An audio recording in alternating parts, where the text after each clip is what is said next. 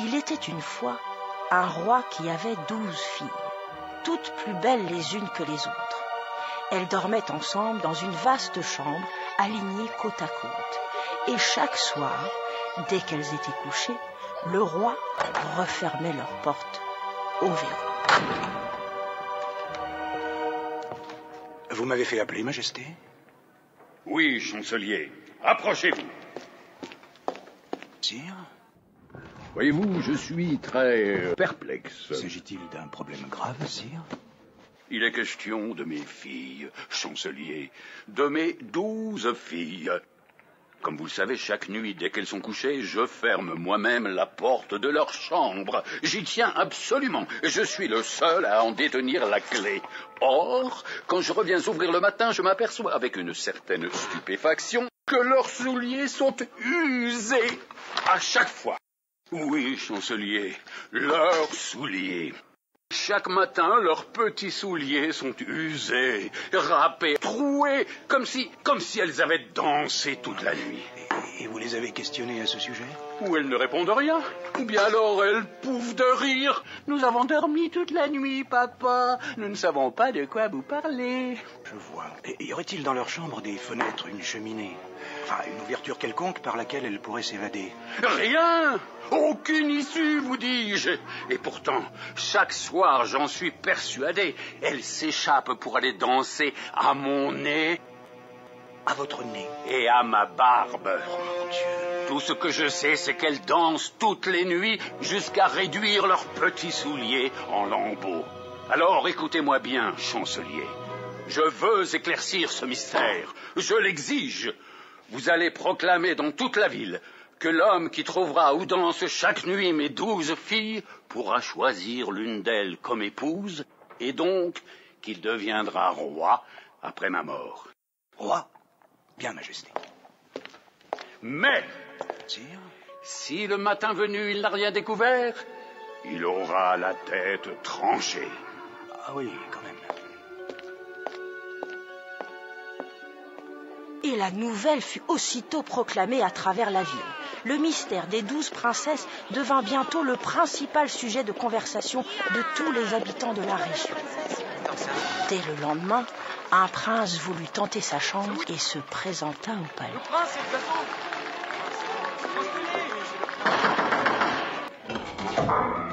Par ici, prince, je vous en prie. Entrez. Merci bien, mon brave. Par ici, prince.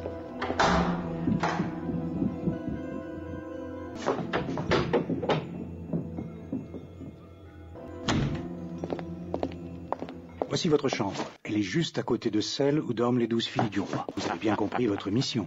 Je dois surveiller les princesses pour savoir où elles vont danser pendant la nuit. Et demain, il vous faudra faire votre rapport au roi. Parfait. C'est tout à fait cela. Et pour que les princesses ne puissent rien faire en cachette, cette petite porte restera ouverte toute la nuit. Bonne chance, prince. Que la nuit vous soit profitable.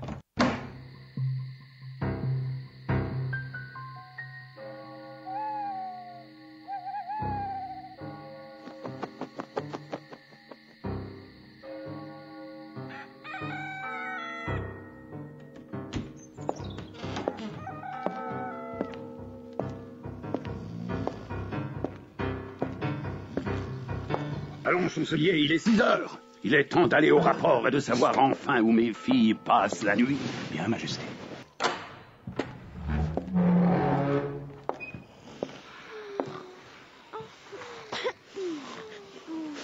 Elles dorment encore, les petites chéries. Ramenez votre torche par ici, chancelier. Regardez-moi ça. Cette paire de souliers est complètement usée. Et celle-ci est à moitié déchirée. Apparemment, vos filles sont encore sorties danser cette nuit, Majesté. C'est certain. Vite, allons dans l'antichambre du prince. Je vais enfin connaître la vérité.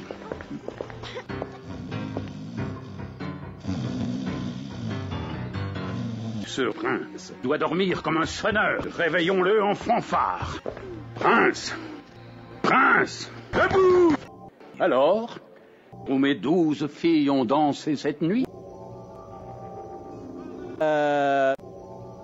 Eh bien. Garde, emmenez ce prince. Il aura la tête tranchée.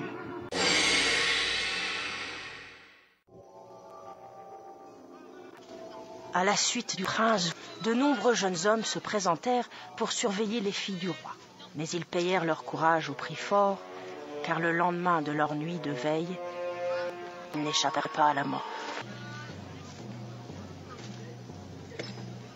Puis, un beau jour, alors que plus aucun prince ne voulait prendre le risque de disparaître à jamais, un soldat, jeune mais pauvre, se présenta aux portes de la ville. Eh, dis-moi, bonne vieille femme, pourrais-tu m'indiquer où trouver le palais du roi? Le palais du roi? Oh, qu'est-ce que tu veux donc faire là-bas, mon gars? J'ai envie de découvrir le mystère des 12 princesses, voilà. Juste pour savoir où elles vont danser toutes les nuits. Bon, la tâche n'est pas si facile, mais tu m'as l'air d'un homme honnête. Alors, je vais t'aider à découvrir ce mystère, mais écoute attentivement, soldat. Ce soir, elles vont certainement te servir du vin. Surtout, ne le bois pas. Tu vas faire semblant de dormir d'un sommeil de plomb. Pour la suite, tu vois bien cette cape? Si tu la mets, tu deviendras immédiatement invisible. Oh. Ainsi, tu pourras épier sans risque les 12 pucelles. Ma bonne vieille femme, comment pourrais-je jamais te remercier?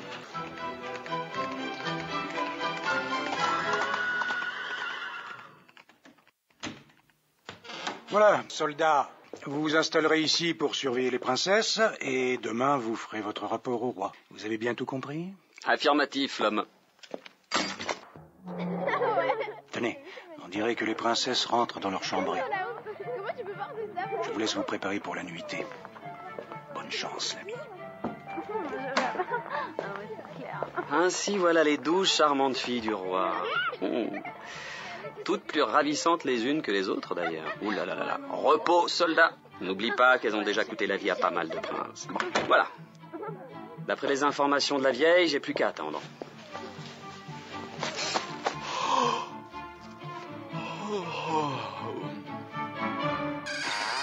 Bonsoir, beau et vaillant seigneur. Je suis l'aînée des princesses. Je vous apporte cette coupe de vin pour vous souhaiter bonne nuit. Acceptez-la, je vous prie. C'est si gentiment proposé. Merci, ma belle demoiselle. Faites de beaux rêves, mon doux seigneur.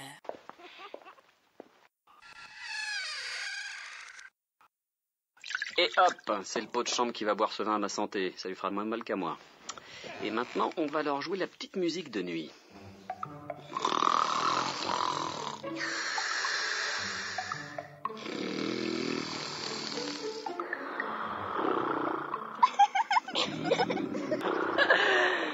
Vous l'entendez?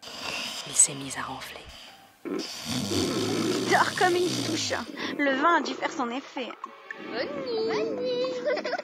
Quel dommage de risquer ainsi sa vie. Il me plaisait beaucoup, celui-là. Oh, c'est vrai. Pauvre jeune homme. Il est si beau. Allons, pas d'attendrissement ni bavardage inutile. Mettez vos robes de bal, mais vite, l'heure approche. Ah ah, je crois qu'il est temps de surveiller sérieusement ces donzelles. Vite, ma cape qui rend invisible. Toi, tu mets quelle robe? Je vais mettre la bleue brillante, toi? Je vais mettre la verte du paillette. J'ai comme un pressentiment. Un malheur nous attend. Ne sois pas bête. Tu es toujours inquiète. As-tu oublié combien de princes nous ont déjà surveillés en vain? Et regarde comme il dort bien, celui-là. Il n'avait même pas besoin de la potion pour s'endormir. Ce pauvre bougre ne se réveillera pas quoi qu'il arrive. Allons, ma sœur, ne traînons pas. Il est déjà tard.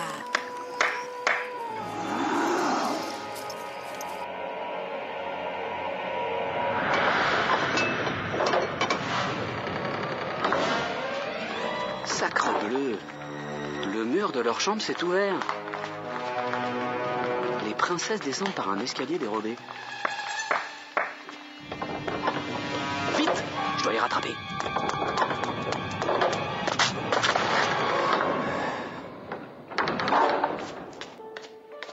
Les princesses descendirent à tâtons l'escalier secret, suivies comme leur ombre par le soldat invisible.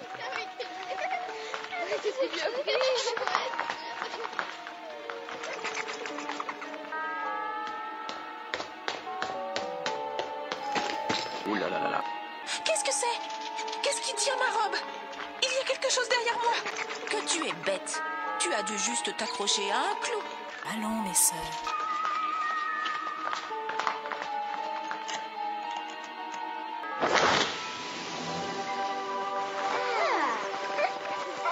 Elles arrivèrent enfin tout en bas et se retrouvèrent à l'air libre dans une allée merveilleuse. Les feuilles des arbres y étaient en argent, brillantes et scintillantes. Incroyable. Il existe un jardin secret sous le palais. Merveilleux. Il faut absolument que je garde une preuve. Je vais emporter une branche d'argent. Vous avez entendu? Il se passe quelque chose ici. Ce sont des coups de canon. Nos princes se réjouissent que nous allions bientôt les délivrer. Elles s'avancèrent ensuite dans une autre allée où les feuilles étaient en or. Merveilleux. Oh mon Dieu! Enfin, elles traversèrent une clairière où sur les arbres étincelaient de vrais diamants. Des pierres précieuses maintenant? Je vais t'en ramener une poignée, moi. Cette fois, je n'ai pas rêvé. Je suis sûre que nous sommes suivis. Allons, on t'a déjà dit que c'était le canon. Presse le pas. Enfin, voici nos princes.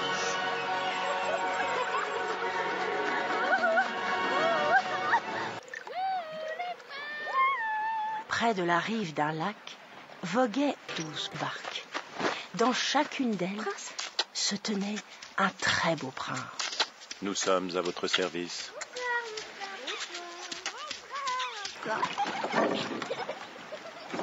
Allez, on continue. Ni vu, ni connu.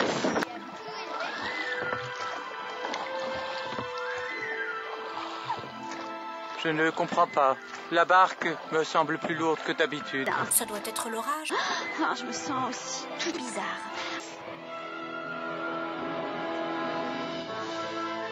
Les barques glissaient, majestueuses, le long du canal, conduites par les princes. Sur l'autre rive brillait un palais magnifique, illuminé de 1000 feux.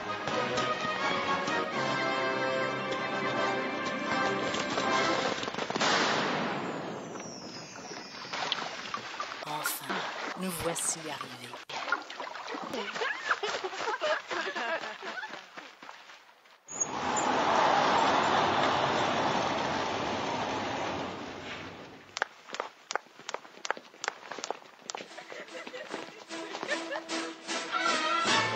Me permettez-vous? Altesse, voudrez-vous bien m'accorder cette danse?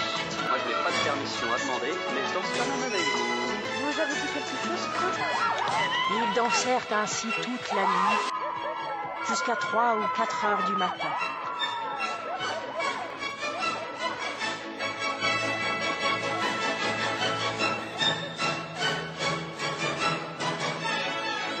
À ce moment, les semelles des souliers des princesses étaient déjà usées et elles durent s'arrêter.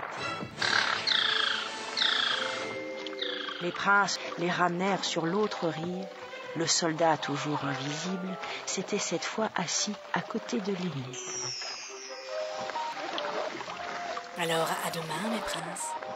Reposez-vous maintenant. Bonne nuit et à demain. À demain, princesse. À demain.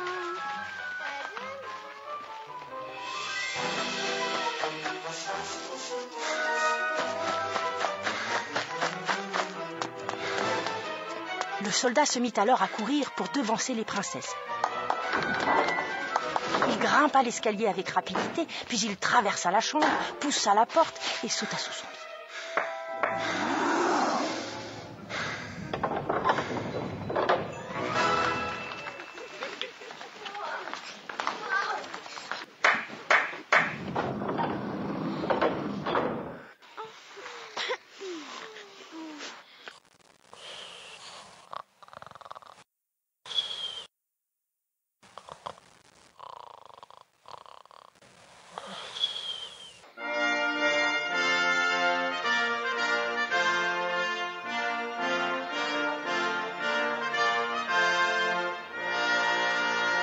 Le lendemain, de bonne heure, le soldat fut appelé dans la grande salle du conseil, en présence de toutes les princesses.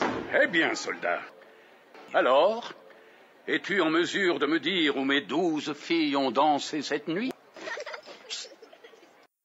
Majesté, vos 12 filles ont dansé cette nuit comme toutes les autres nuits, dans un palais sous le palais.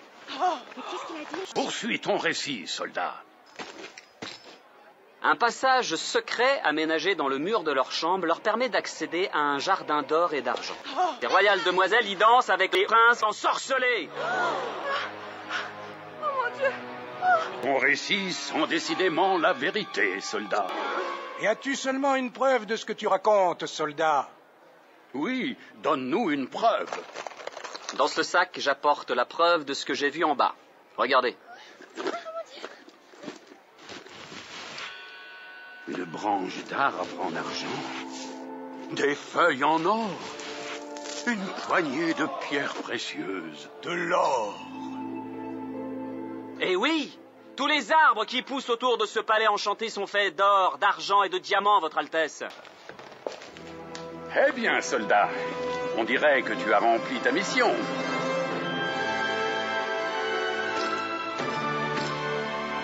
Majesté, tu pourras choisir l'une de mes filles comme épouse. L'aînée me plaît beaucoup. Et donc, tu deviendras roi après ma mort.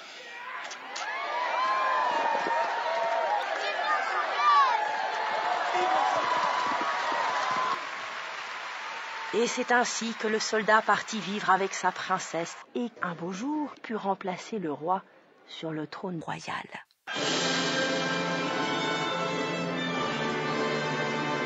Et les princes, sous la terre, furent à nouveau ensorcelés jusqu'à ce que soient écoulées autant de nuits qu'ils en avaient passé à danser avec les princesses.